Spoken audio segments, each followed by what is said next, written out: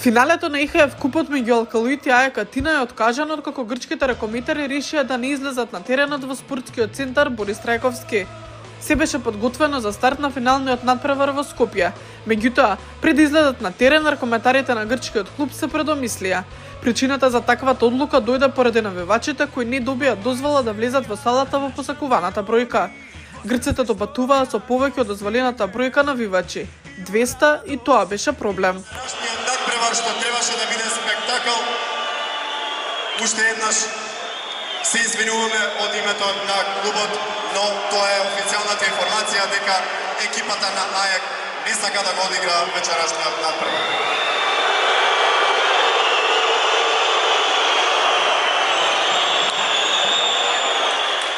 Представникот на Алкалоид Зоран Цветановски вели дека имале сигнали уште од утрово дека АЕК подготвува вакво сценарио. Надпреварот е дефинитивно откажан.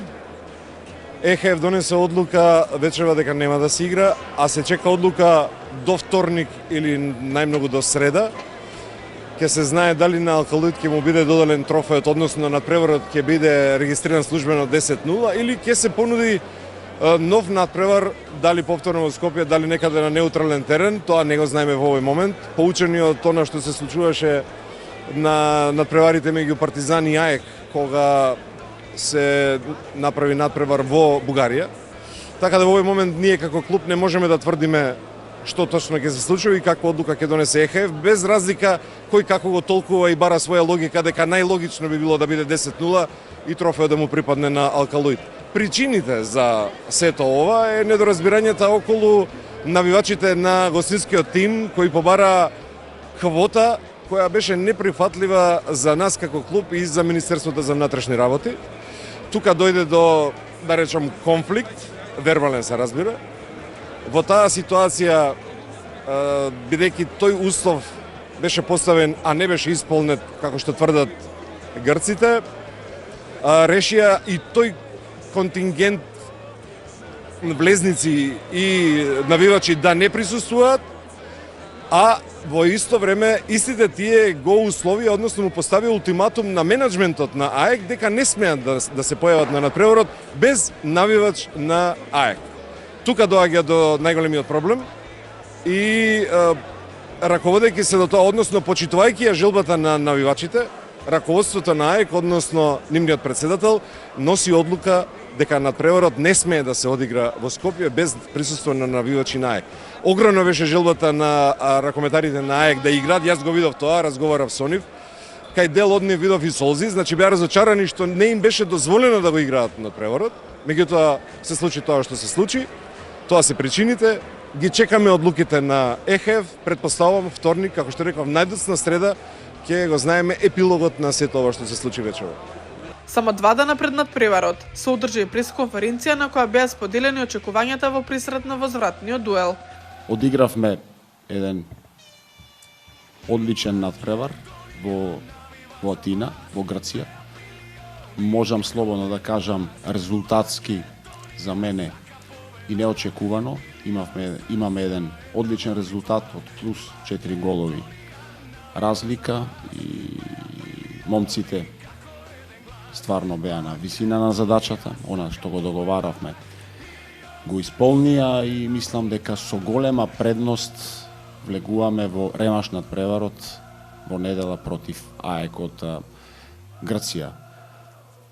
Од една страна секојаш сум предпазлив од она што не очекува, знаејќи го нашиот, стално го спомнувам на нашиот менталитет, бидејќи клубот моментално ростер кој што го има 21 играч, 19 играчи се македонци, што го стално го споменувам и ќе го споменувам затоа што тоа е од важност не само за клубот, него воопшто за македонскиот спорт, за македонскиот ракомет. И бидејќи имаме 19 македонци и знаејќи го нашиот менталитет, сакам да бидам предпазлив, но од друга страна, чувствувајќи атмосферата, иако има уште 2 дена над преварот, мислам дека треба малце порелаксирано да го дочекаме тој надпревар, што се однесува поготово, ајде организацијски надел, си има други луѓе задолжени, али поготово што се однесува за тимот, за играчите, за стручниот штаб, Мислам дека порелаксирано треба да очекаме почетокот на тој надпревар и да уживам, едноставно да уживање, затоа што како играч имам играно многу финалиња и повеќе ги имам изгубено, мислам за големи финалиња него победено, зборам за финалиња на Лига шампиони и мислам дека тоа искуство доста ми послужува за да можеме како најодговорен да ја спремам екипата. Свој коментар имаше и младиот голман Иван Галевски, како и дефанзивецот Никола Марковски. Како што знаете, АЕК е една искусна и доста квалитетна екипа со играчи етаблирани во светскиот ракомет, така што иако имаме плюс 4 од претходниот надпревар, нема да ни биде воопшто лесно, поради тоа што знаеме каква екипа доаѓа во Скопје. Сепак јас мислам дека имам она предност која што ја немавме на гостински терен, а тоа е нашиот 8 играч, публиката. Знам дека ако сме добри, ако го спроведеме тоа што ни кажува Кире, мислам дека можеме да се радуваме и да го кренеме овој европски трофеј. АЕК е една одлична екипа, составена од добри играчи. Мислам, иако има минус 4, мислам дека ќе игра добро и ќе направат све да се покаже во најдобро светло. Наше да играме нашата игра, како и до сега на претходните надпревари. Се спремаме утакмицата, да ги намалиме нашите технички грешки и со цврста и добра одбрана да издвојуваме нова победа и да стигнеме до овој историски европски трофеј за РК Алкалоид. Да навиваме фери со срце, беше апелот на Горан Минов, председател на ракометниот клуб Алкалоид. Да бидеме пример за спортска култура кон нашиот тим, гостите и представниците на Европската куќа на ракометот.